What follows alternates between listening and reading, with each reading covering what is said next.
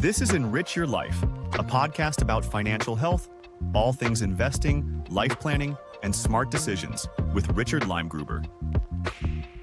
Hello, and welcome to Enrich Your Life podcast. I'm your host, Rich Leimgruber, where we discuss everyday financial strategies that are helping listeners make better decisions about their financial lives. Today, we're going to be talking about Medicare. Medicare is a federal insurance program in the United States, primarily for people aged 65 and older, but also available to certain younger individuals with disabilities or special health conditions.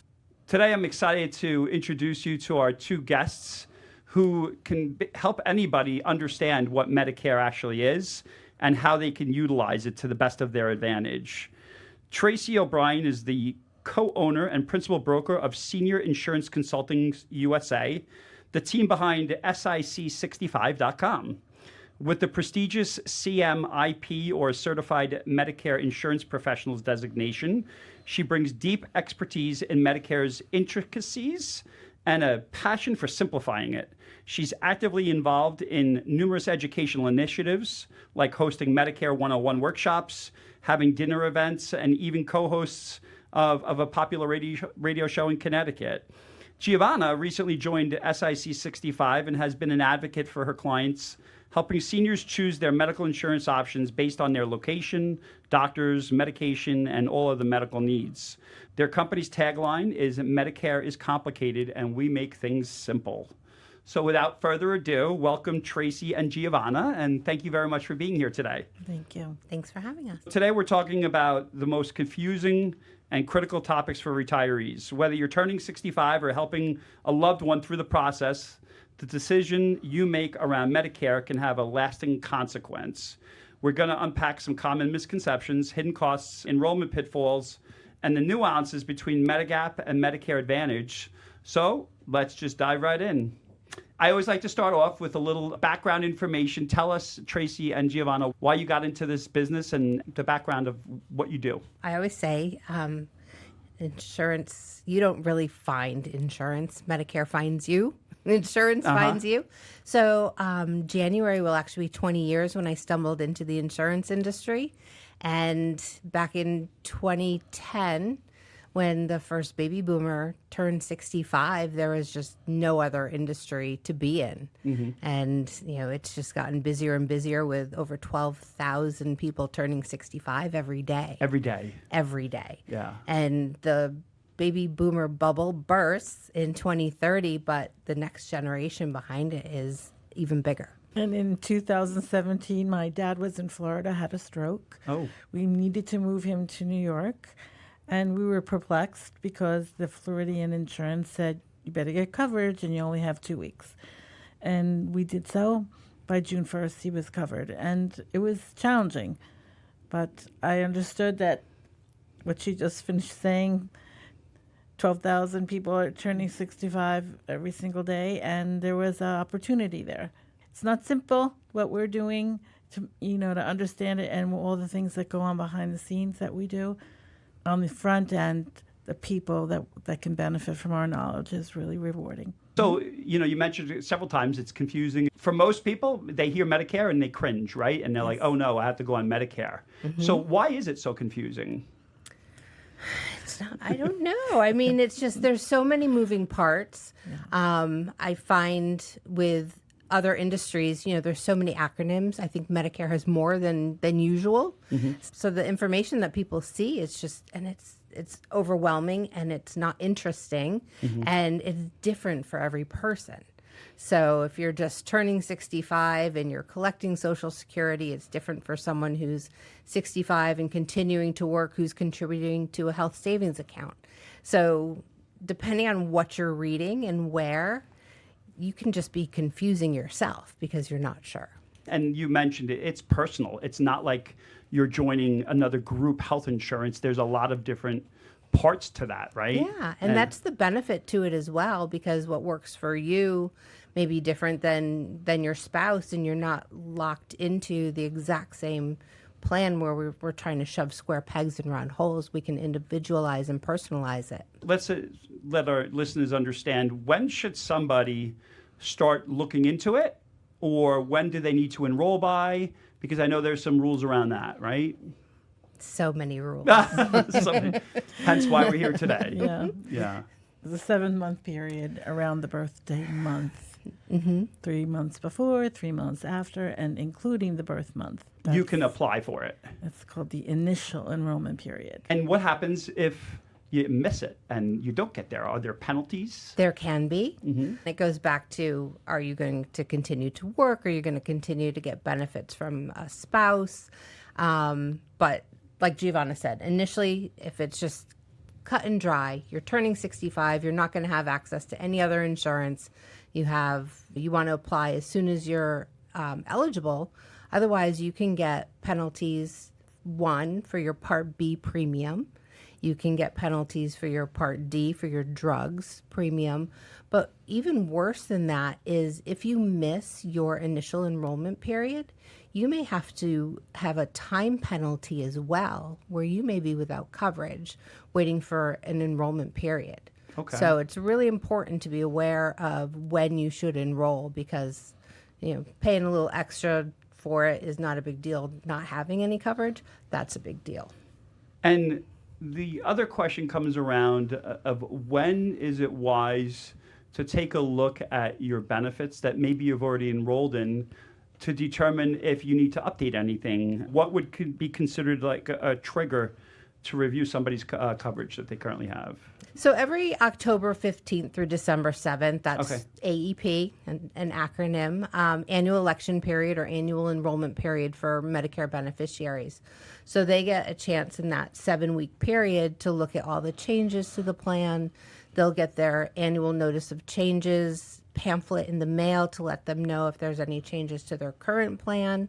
And then, they can review all the different carriers and decide if the plan that they're in is still good for them. Otherwise, they can make changes, and those changes will go into effect in January. Okay. And if they do nothing, just auto renews? Hopefully. So, and again, there's been some abrasion with some carriers terminating some plans in certain markets. So that information gets mailed to the beneficiary, but we know that this past year a lot of people didn't get it, or they didn't read it, or they didn't understand it or believe it. But it gives them time, if their plan is terminated, to get into a new plan. Okay. So there's a lot of warning that the Medicare offices send out to everybody once you're in the system. But The it's that carrier initial, right? specifically will let them know. Oh, the carrier, not so much Medicare. Yep. Okay, Yep. great. And you mentioned before about having, if you have no other insurance, right? But somebody's still working, right? And they have benefits through their employer. How does that change the scenario of when they should be applying for Medicare? So it depends. So many different factors. Things to think about are, are you turning 65 and becoming Medicare eligible? Do you have a younger spouse or children that you need to cover?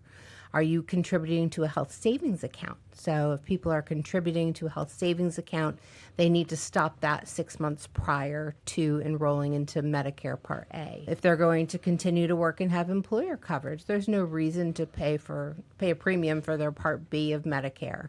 So that's what makes it so personal. So in answer to your question from the beginning, when should somebody start having these conversations? It's really 3 to 6 months prior to turning 65, so we can set the trajectory and make sure that they're not missing critical timelines. Right, and that's something that you obviously do with your company, right? So, and that leads me to another point. One of the questions that I often have is, if I work with a broker like you folks, am I going to have to pay them? What's the difference of just calling Medicare and doing it all myself? So, can you explain a little bit about some of the advantages of working with folks like you guys, like you ladies? They get the same person every time. They don't have to call an 800 number and a different person and explain the scenario over and over again. We get to know them. We understand their story, or the situation. And so, is there any additional cost for somebody doing it on their own versus calling you guys? No additional cost. We are whatsoever. free with purchase. Great. That's what everybody likes to hear. Most Medicare Advantage plans have no premium, so it's silly to say free with purchase, but they can call the carrier direct. They can go on Medicare.gov and enroll themselves.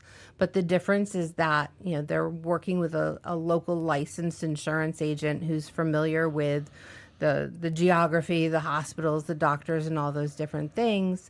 And, you lose an ID card, you have a problem with a bill you don't understand, you can just call us. If you call an 800 number, it's just a call center. You're going to just get sold a different policy. But here, we get compensated by the insurance company for as long as they're our client.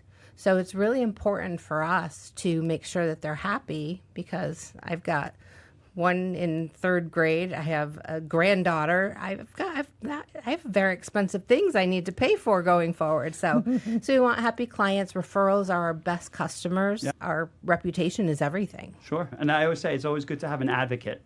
Somebody who's going to make sure that somebody told you something that didn't know what they were talking about, and then they can run it through you. And, so for me as a financial advisor, I'm doing the same thing. Sure.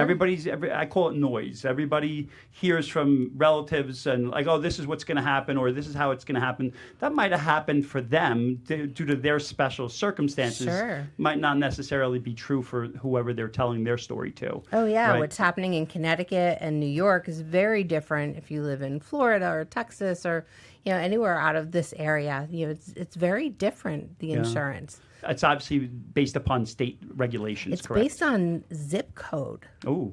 Yeah, so something that's in this zip code may be very different in Giovanna's zip code, and it's certainly different, over the line in Connecticut. And so that's another important factor is somebody might be, like you said with your father, right? They might be moving to a different state. What does that trigger? Does somebody need to figure that out before they actually move?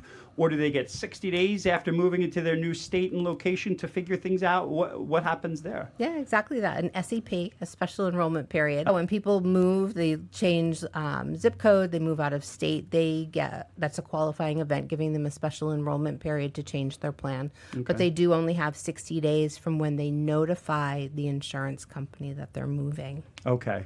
So you always recommend notifying insurance companies, and that's always good, right? Let the companies who serve you know what you're up to. Don't just let them assume that, they should have known I moved, right? They will cancel you. Yeah. So one of the things that I run into as well with Medicare is a client might say, I have Medicare, I'm covered for everything, right? And obviously that's not the case. So, what are the biggest blind spots that you most often uncover for clients about thinking that their health needs are covered just with Medicare? So Medicare by itself, Part A is your hospital, B is your doctors, using those terms loosely. So Medicare is only designed to cover 80% of the costs. So if you only have A and B, you have 20% exposure. And there's no cap on that. There's no stop loss. If you need a brain transplant, you're on the hook for 20%, and they are very expensive. Yeah. So you also don't have prescription drug coverage. You don't have dental coverage. You don't have glasses coverage. So there's a lot of gaps when you just have Part A and B. If you add a supplemental plan, a Medigap plan, it will cover the 20%, but you still need drug coverage. Maybe you want dental coverage or glasses coverage. And then, of course, the Medicare Advantage plans, they offer a lot of those extra benefits all wrapped into one. But they have some higher out-of-pocket costs, higher max out-of-pockets, copays on some things like hospital stays or the, God forbid, stuff, cancer treatment, end-stage renal disease. So you may want to protect yourself with something like a hospital indemnity plan or a cancer, heart attack, and stroke plan to cover those bigger costs. So there's always... And that would be the Part C, right? Medicare Part C, Medicare Advantage. Yep. So there's Part A, hospital. You said Part B is the doctor or the medical insurance. Part D is prescription drugs. But Part C is really where people have a choice, right? And that choice is the difference between, I guess it's the original Medicare Advantage, and then you can go out and go to other, like... The private insurance companies.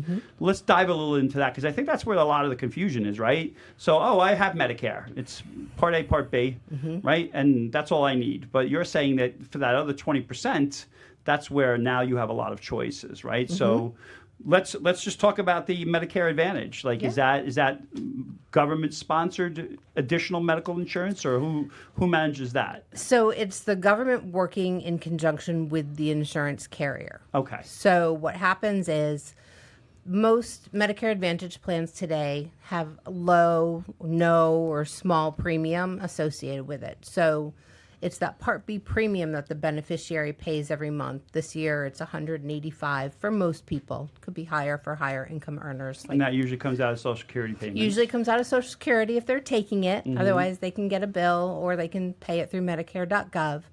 But, after that $185 that they pay, the government pays that to the insurance carrier for managing their health care through the private Medicare Advantage plans. Okay.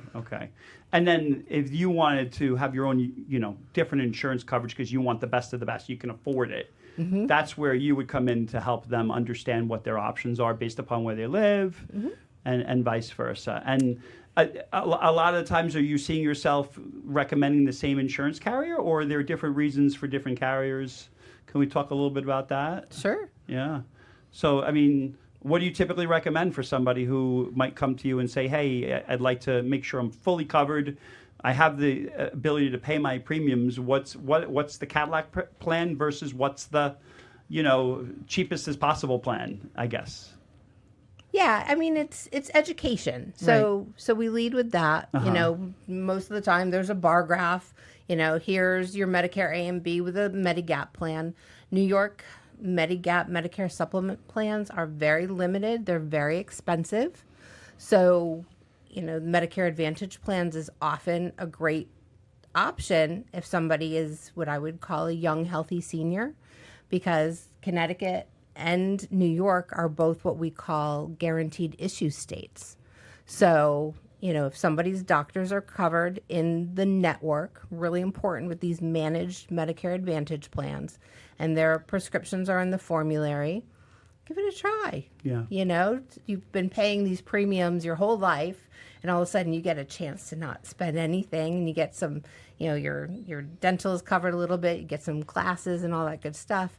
And if things change, we switch you. Because, like I said, it's a guaranteed issue state. They don't have to go through underwriting like they would in North Carolina or Florida. So which plan is the best? It's really going to depend on that person's health today. Yeah. And so I took some notes, and I believe Medigap is considered higher premiums, lower out-of-pocket costs, I guess, with broader provider access. And then the Medicare Advantage is lower upfront costs, potentially higher out-of-pocket exposure, and pre-authorization hurdles, right? So would you say that's accurate, I guess? And yeah, it's pretty accurate. Okay. Medicare Advantage, they're managed plans. They want to make sure that if your doctor's sending you for an MRI, that you legit need an MRI. So it's what we would deal with today, like when I have to go to the doctor, right? Yep. Yeah, and we know that, it's all been in the news and stuff like that, but, they're paying very close attention to it. There are some changes that will take place starting next year as far as prior authorizations go with Medicare Advantage. But there's also some changes where when Medicare is your primary, we've always said you can go anywhere Medicare is accepted. This is accurate, but there's going to be a few states, Ohio and Texas, and I think there's 6 states that they're piloting prior authorizations for some of these more expensive procedures with original Medicare. So that's almost a little more scary to me, because at least with a Medicare Advantage plan, if they're having trouble, they can call me. I can get on the phone with my broker manager and say, hey, can we look into this, and why is this taking so long? If I have to call the government to find out why this prior authorization is taking so long, there's going to be a situation.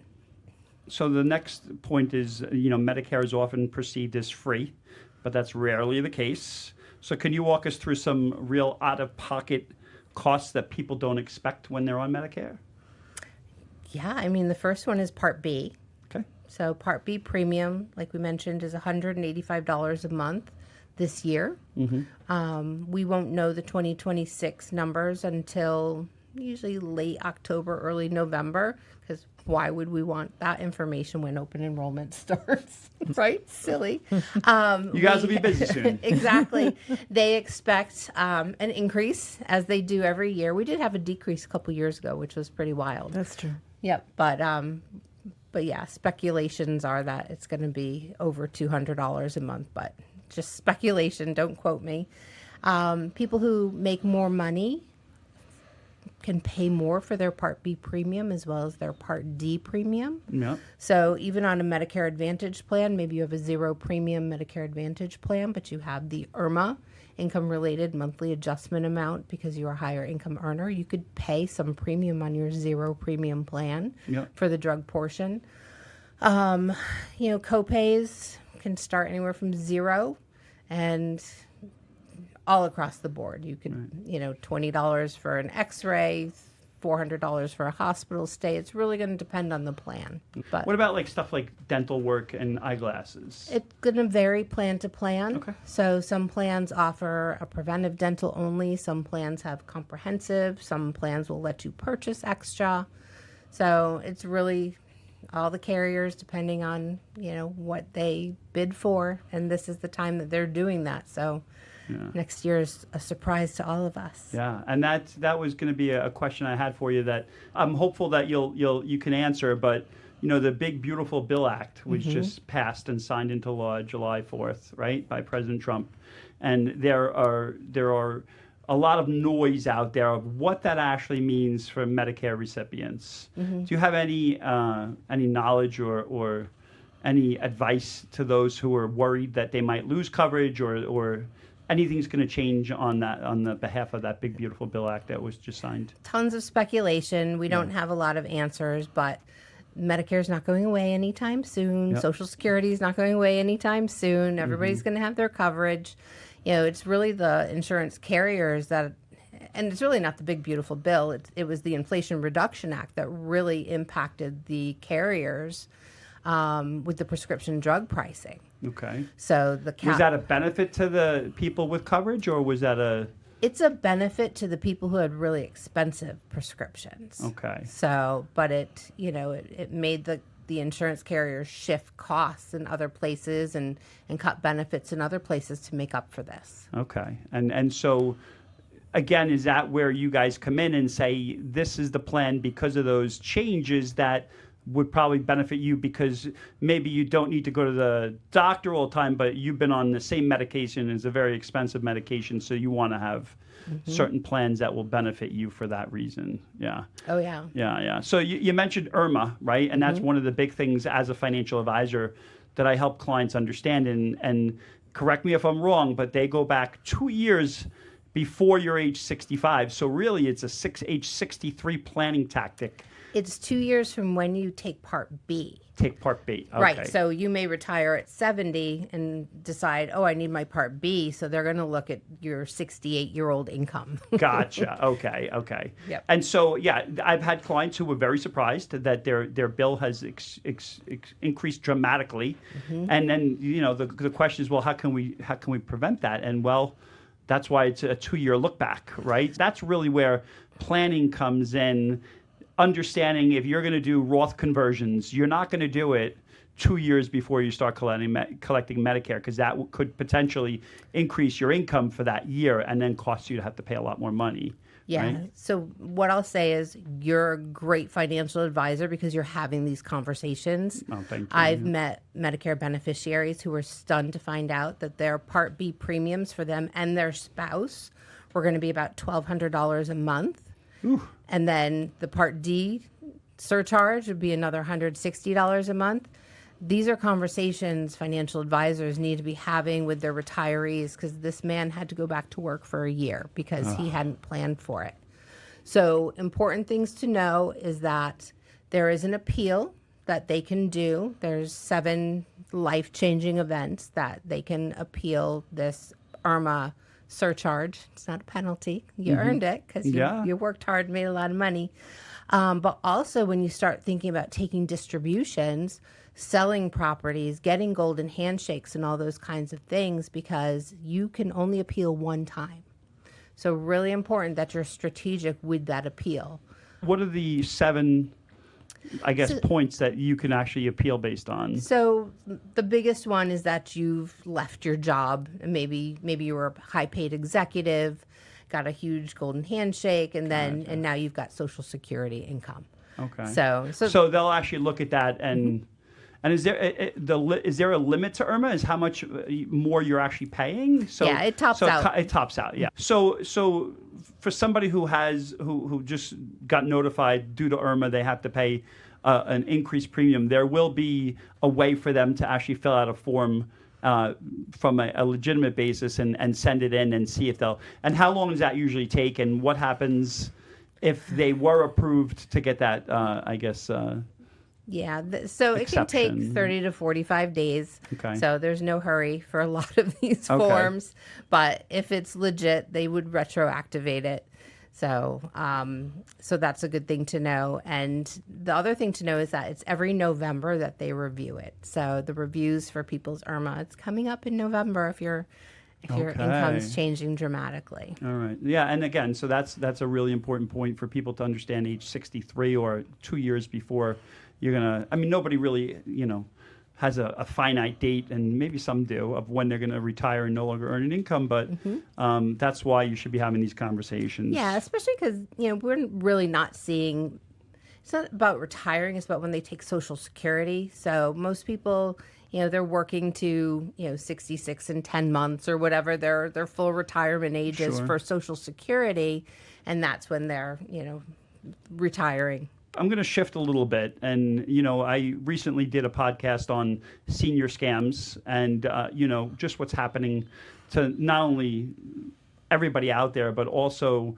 seniors. And they seem to attract all the scammers out there because, they just don't understand technology. Maybe they're vulnerable. So what are some of the biggest red flags or scams that are targeting seniors when it comes to Medicare that we can, I guess, give a heads up to as far as making sure that they understand? They're probably not going to get a text message saying they have to click on a link to they are. update. But that's what they're getting, right? So, right. How do you protect your dad from answering the wrong things? Well, my dad is deaf. He cannot answer the phone. So that's a plus. Well, the text messages. Yeah, everything comes through me. So are there common, like that you're aware of right now, scams that are going on that we can advise people about? So the first thing is that we highly recommend, especially with our clients, I will program my phone number into their phone. Oh, great. Right, because, a lot of them, thank goodness they're putting on these spam blockers and things like that. But if you don't recognize a number, don't answer it. Because with AI and all this kind of stuff, they're changing people's plans compliantly just by capturing some of the things that they say. Wow. So number one, don't answer phone numbers you don't know. Medicare, the IRS, Social Security is never going to call you. Right. So just be careful, because that's the first place that it's really easy. If you get a text message, your tolls aren't past due, right? Because you don't have a car. Is there any known scams that have to do with getting free genetic testing and getting braces or getting some sort of walker that you might need? I mean, those are the ones that I think will, something's for free. Let me click on it and see what happens. My mother got her plan changed on her last year. Wow. They called and said, this is one that I've been hearing that gets me personally. So they call and they're like, no, I work with Traci, and they're, the client of mine will say that they work with me, and they're like, oh yeah, Traci asked me to call you. Oh. So they'll give my name and then they'll believe that. But the good news is that when you have a broker, if you make that mistake, it happens, is that we can facilitate a 3-way call to the insurance carrier, to Medicare.gov. We can file a marketing misrepresentation. We can put you back to the plan that you meant to be in. Right. And again, you're the advocate. You're the one who's helping them get back to the way they should have been. And I think that's ultimately very important, right? Yeah. The question is, with your services, is it for everyone? And I already asked you, are there any additional costs? Never any additional costs. Okay. And I say if you have a belly button, we can help you. There you go. That's great. Yeah. So Sorry for those who don't have a belly button. any insurance. I mean, I do ACA as well. So, don't plan to work until you're 70 so that you can cover your younger spouse. We can address that. Right. But it's always a good time for a review, especially like with you too. If they're working, is their life insurance portable? There's so many great conversations to have before turning 65 and before retiring. Yeah, and it's all about being prepared for it, right? Yeah. So based upon this conversation, is there anything missed? Is there anything that you want to make sure that our listeners hear from you? Piece of advice, anybody coming up to age 65 that you would want to tell everybody every single time? Have the conversation. Okay. It doesn't hurt, but at least you'll have the peace of mind that you're pointed in the right direction. Yeah. We might not talk to you for another 5 years, but guess what? You're going to go in my calendar and I'm going to check back with you in 5 years to see what's going on. Get on a newsletter, something like that. Right. So that at least you're on somebody's radar for coming up to that point, right? Yeah, exactly. Yeah. And, it really is confusing and it's complicated. And like we've mentioned, it's different for every single person. So having that no cost, no obligation conversation is worth it.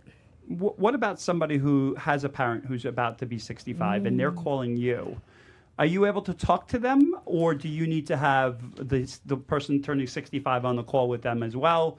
In other words, somebody turns 65, their younger child, just looking into this for them. Like, do you recommend somebody might do that? That's a great question. So being a sandwicher, sandwich you're generation. kind of sandwichy. You I'm a help your dad. sandwich. I am. So I tell people, I help a lot of people like me, kids in their 40s and their 50s helping their senior parents. So we can talk about the insurance. We can, talk about their drugs, their doctors, and all those kinds of things. But unless they have, proper authority, power of attorney for the state that the parent is in, we can't actually enroll them for the kid. Gotcha. And we can't enroll kids by the parents either, because we have a lot of under 65 Social Security disability. I'm working with someone today, she's 20 years old. Wow. Her mom's sending me all the information. So I can take it, I can review it, but the daughter actually has to do the signature on the enrollment. So if anybody has any questions, wants to reach out to you, how can our listeners find you and reach out to the both of you? My name is Giovanna Sidoti, and my phone number is 609-314-5545. I'm in New York State, even though that's a New Jersey number. Email is Giovanna, Giovanna, .medicare, MEDICARE, @gmail.com. Great.